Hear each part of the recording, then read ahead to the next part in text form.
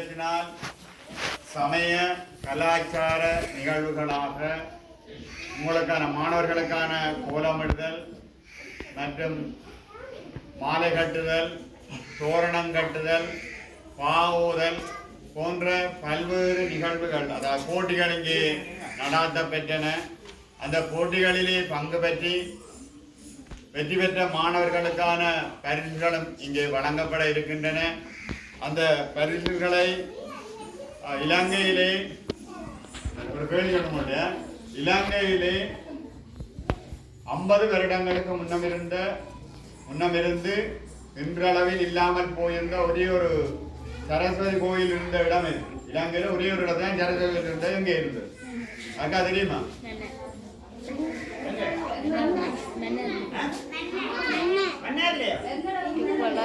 ஆர்நகர் தோப்புக்காட்டுல ஒரே ஒரு சரஸ்வதி கோயில் இருந்தது.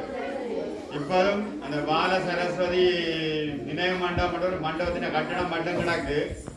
சாமியப்பான்னு சொல்லி அவருக்கு பேர் துரையா. அவருடைய பேரன் தியானேஸ்வரன் தவச்செல்வன் அவர்கள் உங்களுடைய இந்த பரிசுகளை வழங்குவதற்காக கலை வளர் கழகத்தினால் அவர்களால் இயக்கப்படுகின்ற கலை வளர் கழகத்தினால் இந்த பொருட்களை அன்பளிப்பு செய்திருக்கின்றார்கள். அவர்களையும் நீங்கள் இந்த நேரத்திலே நினைவு கூர்ந்து கொண்டு இப்ப யாழ் மாவட்டத்திலே இன்னொரு இடத்திலே அந்த சரஸ்வதி ஆலயம் இருக்கு. சண்டிலிப்பாயில் இருக்கு.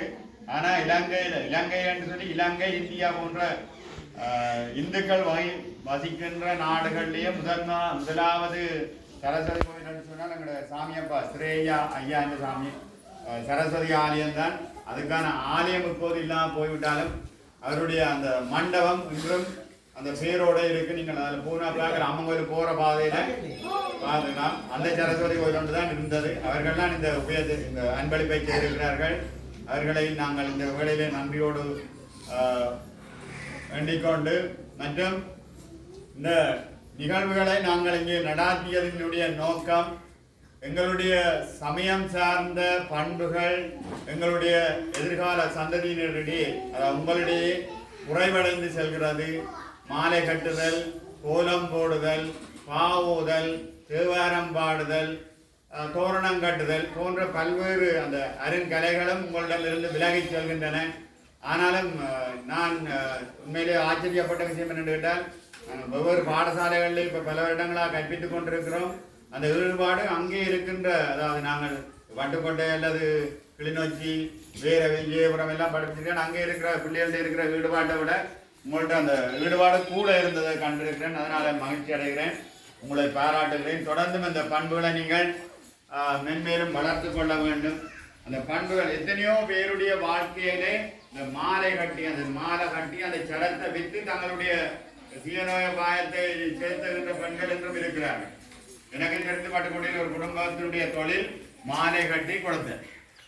மாலை கட்டி கொடுத்தல் என்பது ஒரு பெரிய ஒரு வல்லமையான தொழில். எங்களுடைய ஆலயத்துக்கு நாங்கள் திருவிழாவுக்கு ஒரு நாளைக்கு அந்த மாலை கட்டி சாமியை ஒழிக்கிறதுக்காக ஒரு நபருக்கு கொடுக்குற காசு 25,000 ரூபாய்.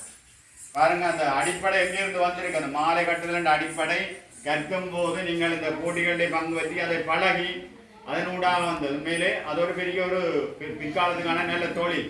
கோலமிடுதல் உங்களோட வீடுகளில் நீங்கள் அலங்கரிக்கின்ற போது